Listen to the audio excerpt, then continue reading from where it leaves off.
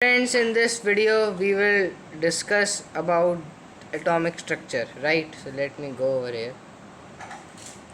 As you can see that this is the compiled structure of an atom.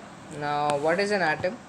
Atom, friends, is the smallest particle of an element which takes part in a chemical reaction. So today's our brief study will be about atom, then I will discuss about later things, right? Now, since it is the smallest particle of an element, according to Dalton atomic theory, Dalton proved that atoms are indivisible, right? But according to the modern atomic theory, it was proved that atoms are divisible, right? So, atoms are further divided into protons, neutrons, and electrons. What are protons? Protons are the positively charged particles. Neutrons are particles carrying no charge. Electrons are negatively charged particles, right? Now,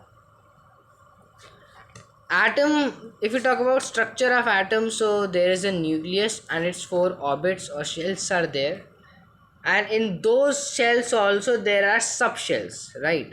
In those shells also there are subshells. So according to the theorem, there are about four shells as I have made, like 1, 2, 3, and this is the fourth outermost orbit, right? The shells are labeled as K, L, M, N. Now, in each shell, there is a specific amount of electrons. For example, in the first shell, it is 2, second 8, third 18, and fourth is 32, right? But if we compare, so we always take it as the third orbit as the outermost orbit, right? For example, if any atom is there, it is unstable and it has to become as stable as its noble gas to in order to have a stable electronic configuration. So we will compare the electrons of the third shell, not of the fourth shell, right? Similarly, there is a pattern of calculating the valency. For example, if we take the valency from 1 to 5, so an atom will always give. After 5, it will always take. When it will give, it will marked as positive. When it will take, it will marked as negative. Right? Now see. Now we will study about atomic number. Friends, what is an atomic number? What is an atomic number? See, atomic number basically means the number of protons and is equivalent to the number of electrons, right? This is a fact, and through this, the atomic number means how many protons or how many electrons are there in an atom. And the number of protons which will be there in an atom, similarly, the number of electrons will also be there, right?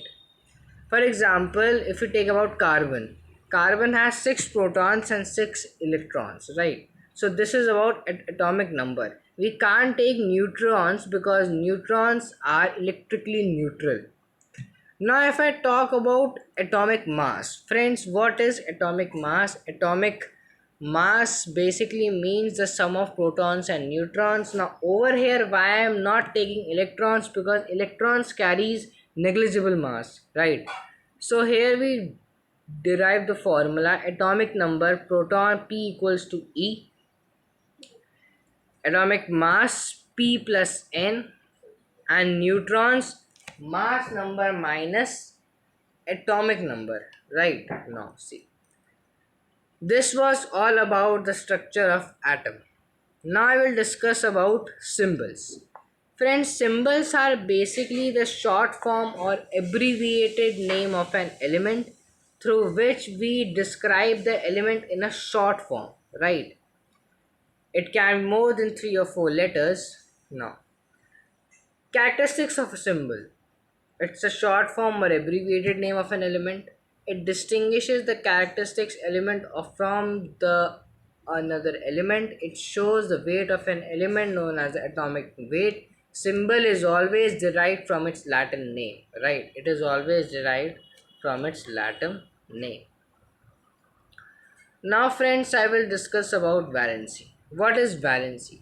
Valency means the number of hydrogen atoms which can combine or displace with another atom in order to form a radical or a compound. For example, if I talk about HCl, one atom of hydrogen combines with one atom of chlorine, so its valency will be marked as 1. But there are some certain elements which do not combine with hydrogen. So they develop a combining power with an element whose valency is already known, which is already having a valency. For example, if I talk about over here zinc, if I talk about over here zinc, right? Now in zinc you can see that this is zinc, this is oxygen. Oxygen is having valency 2 minus, and zinc cannot combine with hydrogen. So it will combine with oxygen, it will form zinc oxide, right? And due to which the valency of zinc is marked as 2 plus. Now there are elements if they are having one valency they will be marked as monovalent. If they are having two valency, divalent, three valency, trivalent, right? Now we will discuss about variable valency. Friends, what is variable valency means that there are certain elements which exhibits more than one valency, means they have more than one valency. It is basically due to the variation or share or loss of gain of electrons during a chemical reaction. For example, if I talk about copper, as you can see that I have labeled as copper plus 1 and copper 2 plus, right? According to the old system, it was marked as cuprous and cupric. Cuprous means copper plus 1, cupric means copper plus 2. But according to the LUPAC system, which is a new system, cuprous, if copper is having one valency, we write copper 1. If copper is having two valency, we write copper 2. Similarly, like copper, there are various elements, for example, iron, silver, tin, gold, silver, right? So on. Now, see what happens is that now I will discuss about the very important thing. The atomic number of copper is 29. Now, it is its electronic configuration, that is 2, 8, 18 and 1, that is 29, right? Now in certain cases what happens that the outermost shell is not completed, but the third or the last is having complete 18 electrons. So friends, in such condition what happens that this shell, third shell, is marked as a penultimate shell. It gives one electron and it jumps to the outermost shell, right? Due to which it valency becomes 17 and the valency becomes 2 plus. So that is why copper is having two valencies, copper plus 1 and copper 2 plus.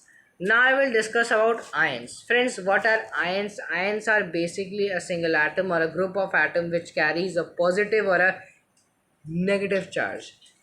The element ions which are having positive charges are known as cation, right? They are known as cation, and if they are having negative charges, so they will be marked as anion.